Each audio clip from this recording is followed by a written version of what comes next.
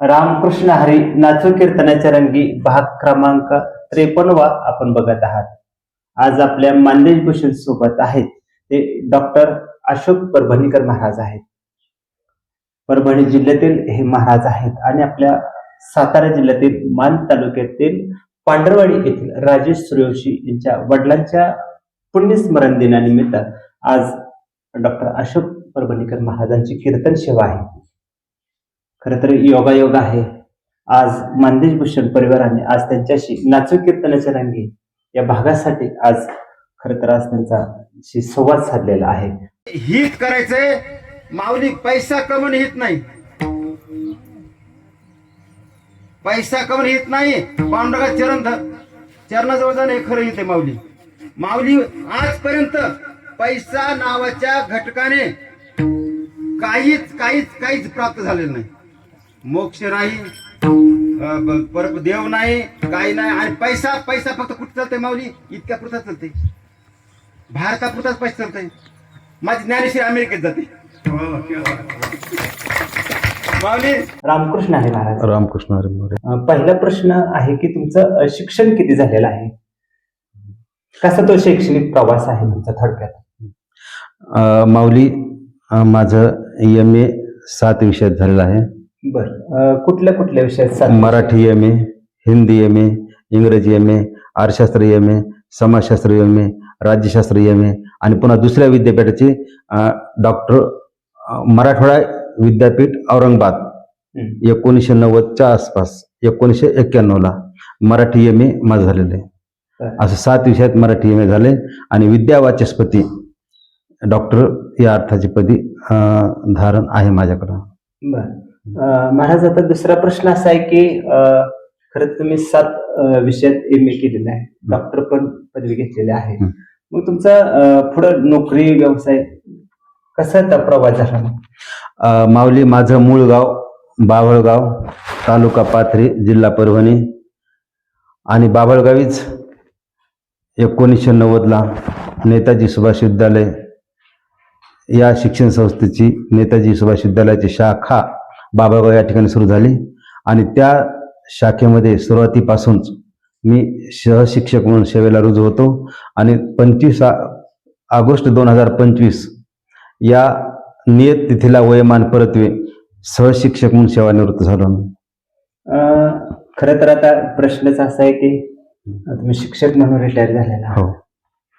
आणि खरं तर प्रेक्षकांनाच प्रश्न पडला की बऱ्यापैकी आपण बघतो की शिक्षक लोकांना कीर्तन प्रवचनाची आवड असते, बऱ्यापैकी म्हणजे सगळ्यांनाच आहे असं नाही, पण खरं तर ज्ञानदान विद्यार्थ्यांना तुम्ही घडवत असताना असं का मनात आलं की आपण पण आता कीर्तन प्रवचनाकडे वळावं? माऊली माझा बालपणापासून पिंड हा देवधर्मातला होता आहे. अगदी वयाच्या 4-5व्या वर्षापासनं त्या अगोदर सुद्धा आम्ही सकाळ संध्याकाळ दररोज आरत्या करायचो. आमच्या इथं रंगनाथराव मारुतराव रणेर मुकदम यांचं फार ते देवाधर्मातले ग्रस्त होते आणि त्यांच्या इथं दररोज सकाळ संध्याकाळ आरत्या चालायच्या, 5-6 देवादेवाच्या आरत्या चालायच्या आणि मग त्या आरत्या करण्याच्या संदर्भात मी सहभागी असायचो. मग आरती ओवाळणे असेल, तेल टाकणे असेल, इतर छोटे छोटे कामामध्ये हे काम करायचं आणि त्यातनं मला पांडुरंगाची आवड निर्माण झाली. पांडुरंगाची आवड निर्माण झाली. दररोज मी काकडा भजनाला जात असायचं आमच्या गावामध्ये. आमचं गाव काकडा भजनाबद्दल फार प्रसिद्ध अशा प्रकारचं गाव. माऊली, पहिलं प्रवचन तुमचं कुठं झालं? केंदळी तालुका मंठा या ठिकाणी पहिलं प्रवचन झालं. आता पहिलं प्रवचन म्हटलं का तुम्हाला माहित आहे शिक्षक तुम्ही आहात. खरं तर किंवा कुठली गोष्ट असली तर पहिलं प्रवचन सांगताना थोडं भीती वाटते किंवा काय, कसा प्रसंग घडला? कारण आता विद्यार्थी नव्हते, तिथे लोक होते, म्हणजे बदल होता.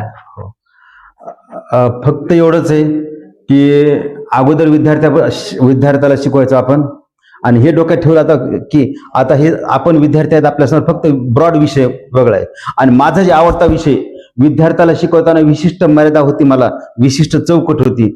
तेवढाच विषय शिकवायचा, तेवढीच कविता शिकवायची आहे. त्या कवितेच्या आशेच्या बाहेर नाही जायला जमायचं. पण माझं मनातलं खरं होतं ते प्रवचन मला माझ्या जनाबाई मुक्ताबाई ज्ञानोबा तुकोबा यांना सांगायला मला सोपं झालं आणि पटकन सांगायला मला उल्हास आला आणि नाही भीती वाटली, नाही दडपण वाटलं. कारण माईला लेकराची भीती वाटत नाही, लेकराला माईची भीती वाटत नाही. आणि माय लेकरू एकच असतात, तसे श्रोते सज्जन मायबाप आणि मी, मला एकूण झालं का वाटलं, चांगलंच वाटलं. आता खरं तर अजून एक प्रश्न आहे. खरं तर तुम्ही मगाशी सांगितलं की लेकरं नाही तर मोठा लोक आहेत आता, आणि खरं तर तुम्हाला 35 मिनिटाचा हायस्कूलला तास असतो. आता इथं खरं तर 45 मिनिटाच्या पुढे तुम्हाला गाव होता, मग तुम्हाला हे पण मिळालेलं होतं, जास्त वेळ सांगायला मिळाला होता. महाराज, एक प्रश्न खरं आहे की तुम्ही कुठला विषय शिकवत होता शिक्षक असताना? माऊली, मी मराठी शिकवली, हिंदी शिकवली, गणितही सुरुवातील ज्यावेळेस ज्यावेळेला जी अडचण असेल त्यावेळेला ते आपण शिकवायचं. काही असो आपण शिकवत राहायचं. सुरुवातीला मी ट्युशन, इंग्लिश गणित ट्युशन घेतले होते. सगळं काही असो, माऊली मी शिक्षक आहे ना, अगोदर मला जसं वाटतं की माझ्या विद्यार्थ्याला हे आलं पाहिजे, ते आलं पाहिजे, मला वाटतं ना तसं अगोदर मला आलं पाहिजे. मी अगोदर चांगलं वागायचं, नंतर दुसऱ्यानं वागायचं चांगलं. अगोदर सुरुवात माझ्यापासून करायची, स्वतःपासून सगळं करायचं, आधी केले मग सांगितले, असं आहे. महाराज, प्रश्न खरं तर मगाशी विचारताना विसरलं. पहिलं प्रवचन झालं ज्यावेळेस, त्यावेळेस तुमची ओवी कुठली होती, का अभंग होता, कुठलं आठवतंय का ते? आठवतं ना. आणि माझी आवडती आजही तीच, काल रात्री माझं प्रवचन झालं, तीच ओवी घेतली होती की देहाच्या गावालिया जन्म मृत्यूच्या सोहळ्या, ना म्हणू नये धनंजया जियापरी. म्हणजे जन्म मृत्यू यावर माझा जास्त विश्वास आहे. मला माझा शेवट गोड भला करायचा आहे, हाच माझा रोल आहे अगोदर. आणि सुरुवातीला तीच माझी योगायोगान होती, अहो भाग्य माझं. पहिलं आणि पहिलं कीर्तन जे झालं माझं ते जयपूर या ठिकाणी झालं, तालुका मंठा, जिल्हा जालना. आणि त्या ठिकाणी माझे रंगनाथ गुरुजी परभणीकर आहेत, त्यांचा कृपाशीर्वाद मला लावलाय. आणि त्यांचे शिष्य बाबा महाराज बाबाराव कार्लेकर यांचे शिष्य, आणि त्यांच्या दरबारात माझं सेवा झाली. त्यांचे नातू चेतन महाराज काकडे यांनी सांगितले की महाराज कीर्तन करा. म्हणलं नाही, आपला समान नाही, मला गायनं चांगलं येत नाही, मला कीर्तन जमत नाही, नको. मी आपलं प्रवचन करतो, 2दा 3दा 4दा म्हणा, अनेक वेळेला करीन, पण प्रवचन करतो नाही. म्हणजे चेतन महाराजाचं एक वाक्य मला आजही आठवतं. ते वाक्य असं होतं की म्हणजे महाराज, हे बाबाराव महाराजाचा कृपा प्रसाद असा आहे, रंगनाथ गुरुजी यांचा प्रसाद असा आहे, तुम्ही एकदा कीर्तन करा, तुम्ही महाराष्ट्र बाहेर कीर्तन करून प्रसिद्ध व्हाल. आणि योगायोगानं त्यांचं चेतन महाराजाचं वाक्य आज 100% सार्थकी लागले. आज तेलंगणा, आंध्र, कर्नाटक कुठे असो, मी सेवेला जातो. हे माझ्या आयुष्यातलं पहिलं कीर्तन. आणि त्यातला पहिला अभंग माझा, त्या कीर्तनातला पहिला अभंग, वाचावी ज्ञानेश्वरी, डोळा पहावी पंढरी, ज्ञान होय अज्ञानाशी, ऐसावर त्या टिक्याशी. हा माझा अभंग होता, पहिला. तर माऊली, मगाशीच तुम्ही खरं तर बोलताना सांगितलं होतं की माझा प्रांत नाही, म्हणजे कीर्तन सांगणं हे माझं, म्हणजे लगेच मी सांगितलं नाही किंवा कुठं अनुभव नाही, मी प्रवचन सांगतो. खरं तर त्यालाच अनुसरण प्रश्न आहे की तुम्ही त्यातच उत्तर दिलेलं होतं की मला गायनाचं अंग नाही, पण कीर्तन म्हटलं का प्रेक्षकांचं एक लक्ष लागतं की महाराजांचं गायन कसं आहे. तर ते कसं तुम्ही भविष्यात गायन म्हणजे मिळवलं ते? तर गायन ठाईच्या चाली, त्या जुने कीर्तनकार जे चाली, जुने भजनी लोक ज्या चालीचे गायन करायचे त्या चालीचं मी गायन करतो. आणि प्रत्येक गावात कीर्तन अगोदर गायक लोकांना सांगतो मला गायन चांगलं कमी गडे, आणि सगळेच लोक खूप मोठं सहकार्य करतात माऊली. आणि मला गायन किती येतं माऊली, की मी किती, हे गायन कला ही कशाला आहे, कीर्तन कला कशाला आहे, कीर्तन कशाला आहे, की पांडुरंगाशी दादात्म्य पावण्यासाठी आहे. कीर्तन हे मनोरंजन नाहीये माऊली. हाजर विनंती की कीर्तन हे मनोरंजन नाहीये, कीर्तन लोकांना रिझवण्यासाठी नाहीये, लोकांच्या डोळ्यात अंजन घालण्यासाठी, काजळ घालण्यासाठी आहे. माझा उद्धार करून घेण्यासाठी 1 तास उरला खटवांगरायाशी, भाग्य दशा कैशी प्राप्त झाली. 1 तास, एका तास आपला उद्धार झाला पाहिजे, ही माझी प्रामाणिक इच्छा आहे. माझी तळमळ किती आहे माऊली, त्याच्याशी मला फक्त 1 रुपयाची. खरं तर माऊली, तुम्ही फार समर्पक उत्तर सांगितलंय की गायनापेक्षा जे ज्ञान आहे किंवा जे काय आहे ते लोकांना मिळालं, त्याच्यातच खरं आपल्याला भाग्य किंवा काय म्हणतो आपण, ती खरी सेवा आहे. महाराज, तुमच्यासाठी पुढचा प्रश्न आहे की तुम्ही आता सांगितलं की कीर्तन म्हटलं की अभ्यास लागतो, अभ्यासाविना बोलता येत नाही.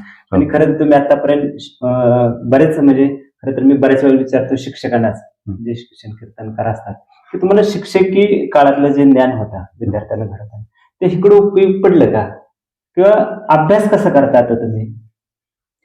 माऊली कीर्तन सारखी धावपळ आहे, सारखंच आहे, पण प्रत्येकाला अभंग बदलायला लागतो, चिंतन करावं लागतं. तर हे जर नियोजन तुम्ही कसं करता? माझा रोल आहे माऊली, की जे कीर्तनकार, जे गावकरी लोक मला कीर्तन तारीख देतील त्यांनी मला अभंग सांगावा, की महाराज तुम्ही ह्या अभंगावर चिंतन मांडा.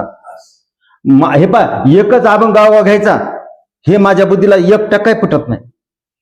नाही ना माऊली, एकच एकच कॅसेट ती बार बार वाजवायची, ऐकणार नव्हे तर पण परमेश्वर आहे ना, त्याला पांडुकाला कळतं ना, अरे काल ह्याच गाव हेच बोल, हेच बोल. सेवा करायची माऊली, इमानदारीने सेवा करायची. अभंग प्रत्येक वेळेला अभंग बदलायचा, नवीन अभंग घ्यायचा, चिंतन मांडायचं, त्यानं मांडायचं. आणि माऊली मी आता जे जिवंत आहे ना ते फक्त वारकरी संप्रदाय पुरता जिवंत आहे, नाही तर मी 100% मेलेलाच आहे.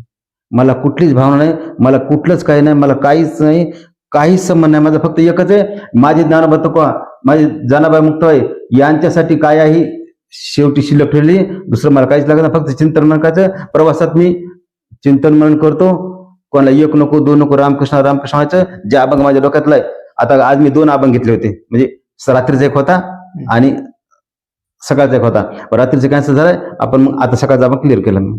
म्हणजे 2 हे टप्प्यातला झाला. नाही 2 रात्री कीर्तन होतं असं अपेक्षित होतं मला. हा, हा. रात्री कीर्तन प्रवचन झालं आपलं, ते अभंग कॅन्सल झाला होता. आता सकाळचा अभंग वेगळा झाला होता. वेगळाच. माऊली अजून एक प्रश्न पडतो की बऱ्याच वेळेला प्रेक्षकांना, म्हणजे कारण आता त्या कीर्तन क्षेत्रातले तुम्ही दिग्गज आहात, प्रवचन का कीर्तन कुठला अवघड असतं साधारण सांगणारा तुमच्या दृष्टिकोनातून? तुम्ही आता एक प्रश्न विचारलाय, कीर्तनकारते तुम्ही दिग्गज आहात, तर नम्र हात जोडून विनंती माऊली, मी खरंच साधा आणि साधा कीर्तनकार आहे. मी दिग्गज कीर्तनकार किंवा प्रसिद्ध कीर्तनकार नाही, सिद्ध कीर्तनकार आहे. सिद्धाशी माझं एकरूप सानिध्य, हेच मला आवडतं. आणि प्रवचन आणि कीर्तन माध्यम जास्त मला योग्य वाटतं. प्रवचन दोन्ही माध्यम योग्यच येतं. प्रवचनामध्ये सिद्धांत असतात आणि विचारसागर, वृत्ती प्रभाकर, लोक डोक्यात घुसायला थोडं जड जातं. मग कीर्तनात आणि अनेक कीर्तनकाराचे, अनेक संतांचे प्रमाण येतात आणि प्रमाणानुसार पुन्हा पुढे चालायला सोपं, स्टेप बाय स्टेप पुढे चालायला मला सोपं जातं. आणि हसवणे खेळवणे माझ्या कीर्तनाचा उद्देश 1% बी नाहीच. फक्त एकच तत्वज्ञान, चिंतनच मांडणं हेच महत्वाचा घटक आहे. हसवणे खेळणे हे ते तर मोबाईलमध्ये कोणाच्या मोबाईल असतच ना, त्याला काय फायदा आहे?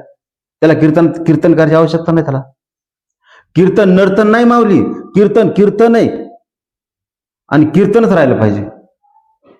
बरं, धन्यवाद. माऊली खरं तर मग अशी जाता जाता खरं तर प्रश्न विचारायचा विसरलो होतो की खरं तर पंढरपूरची माळ तुमच्या गळ्यात आहे तुळशीची. तो कसा प्रसंग आहे की म्हणजे आपल्या घालावी माळा, किंवा कोण काही वेळेला सांगितलं जाते की महाराज किंवा माळ तुळशी घाला, जी काय असेल, पण तुम्ही मनाने घातली का कोणी सांगितली म्हणून? माऊली आमच्या भागामध्ये जसं मी आता बोललो, रंगनाथ गुरुजी परभणीकर बोललो, जसं आमचे मोतीराम महाराज फळेकर येतात, आमचे मारुतराव महाराज दस्तापूरकर. माऊली मारुतराव महाराज दस्तापूरकर फार फार फार प्रसिद्ध व्यक्तिमत्व, फारच प्रसिद्ध. माऊली मारुतराव महाराज दस्तापूरकर हे आमच्या भागात यायचे कीर्तनाला, आणि त्यांचा नियम घेतला की गावात समजा 1000 लोक असतील तर कमीत कमी त्या काळात 4000-5000 लोक कीर्तन ऐकायला असायचे. तर वाहनं नव्हते, साधन नव्हते, बैलगाड्यात बसले तर कोणी पाय यायचं. आणि मारुतराव महाराजांची ही माळ आहे का, ही माळ मारुतराव महाराजांनी गळ्यात घातलेली माळ आहे. माऊली मारुतराव महाराजांची कृपादृष्टी मला लाभली, मारुतराव महाराज आशीर्वाद लावले, प्रत्यक्ष मारुतराव महाराजांची सेवा करायची मला संधी भेटली. अहो भाग्य, वास्तविक संतांची सेवा करायची संधी भेटल्यानं त्याचा हा लाभ आहे असं मला वाटतं. कीर्तन जे करतो, कीर्तन प्रवचन आज उभा आहे ना, त्यांच्या कृपाशीर्वाद उभा आहे मी, ना ती मी काहीच नाही. माऊली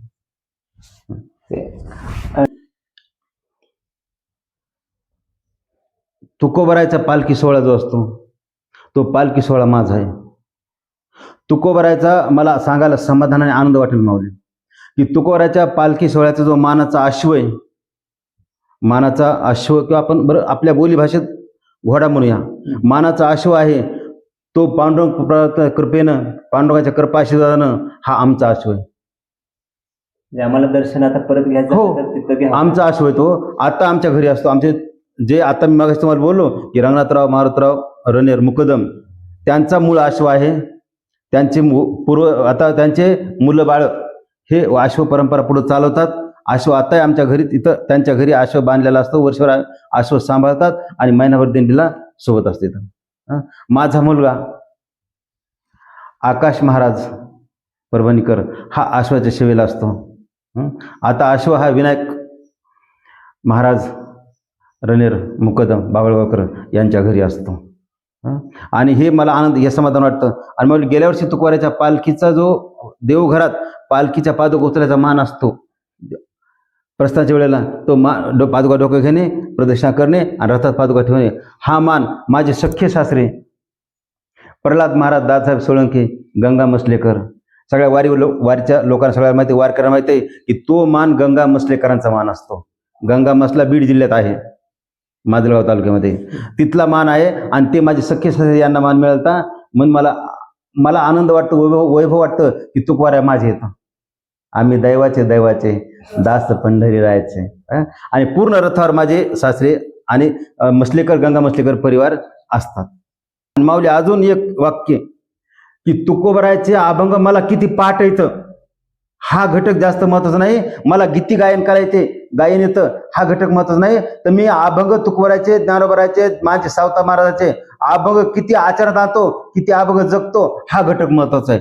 अभंग आचरणात आणायची तर फक्त पाठ करून उपयोग होणार नाही. माऊली तुकोबारायचा अभंग मी आचरणात आणतो. जे तर कीर्तन करावे ते तर अन्न न सेवावे, बुक्का लावू नये भाळा, माळ घालू नये गळा, तट्टा वृषभाशी दाना, तरण मागू नये जाना, तुका म्हणे द्रव्य घेती. पुढचं मला पाठ नाही, पुढच्या बोलण्यात काही हे नाही. तुकोबाराचा द्रव्य घेती देती तेही नरका जाते. म्हणून तुकोबाराचा प्रत्येक शब्दाचा अभंग पालन करायचाच. ज्या मार्गामध्ये ज्ञानोबा तुकोबा गेले तर त्या मार्गावर पावला आपण टाकायचं. तितके आपण तिथपर्यंत नाही जायची क्षमता आपली तेवढं नाही, पण जितकं होय ना आपण तिथे जायचा प्रयत्न करायचा. तन मन धनानं फक्त माझ्या ज्ञानोबारायला तुकोबारायला शरण जायचंय. आणि त्यांना शरण गेलं आपला उद्धार तो माऊली. मी माधुकरी मागून जेवण करतो. आयुष्यात रुपया घेतला नाही. आता 60 आली आहे, आता कशाला रुपया घ्यायचा. आता मरुस तर जवळ हात पाय त्यावर कीर्तन करायचे. कुठे करायचे कीर्तन, आंध्र, महाराष्ट्र, कर्नाटक, तेलंगणा, कुठेही कीर्तन करायचे. 1 रुपया कधी घ्यायचा नाही. उलट तिथं माळी द्यायचे. आता इथे माळी दिल्या जा. रात्री आपण बोललो की ज्याला माळ हवी त्याला माळ मोफत फुकट माळ मिळेल. जप माळ असो, अशी राणीपुरी माळ असो, हे काय त्या पिशवी त्यासाठी आणलेली ही पिशवी, तर ते माळी द्यायच्या आणि फुकट सगळे माळी द्यायच्या. आपण 1 रुपया घ्यायचा नाही. आयुष्यात कधी काय करायचं नाही. चिंतन मनन एकच आहे. आणि मला माझ्या पांडुरंगाची कृपा आहे, इतकंच मला करायचं. तेव्हा आपलं करावं ते सारखंच करावं. तो अविनाशी सतत रामकृष्णाचं चिंतन मन करायचं. आपलं एक वेळ आपण वया घालता मावली. कारण मी जर माझ्या आत्म्याचा मारेकरी न हो, लक्षात ठेवायचं मला, मी माझ्या आत्म्याचा मारेकरी नसेल तर मी सतत रामकृष्ण चिंतन मन करायचं. तुम्ही काही काम करा, काम तर करावंच लागेल ना. काम सोडता येणार नाही. लक्ष ठेवा, परमेश्वरानं निहित कर्म जे दिलंय ते निहित कर्म इमानदारीनं पार पाडणं हेच धर्म आहे. कामामध्ये काम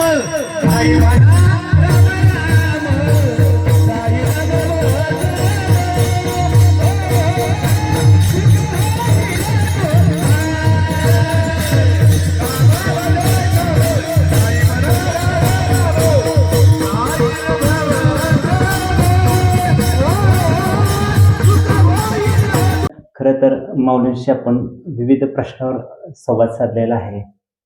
खरं तर परभणीसारख्या जिल्ह्यातून आज आपल्या सातारा जिल्ह्यातील मान तालुक्यातील तात्याबुवा महाराज, जे मान तालुक्यातील सर्वात एक वैभव आहे, या नगरीत आज त्यांची कीर्तन सेवा झालेली आहे. आज त्याच सेवेच्या खरं तर आज त्या नगरीत आज त्यांच्याशी संवाद साधलेला आहे. महाराज, तुम्हाला मानदेश भूषण परिवारातर्फे मनपूर्वक धन्यवाद. राम.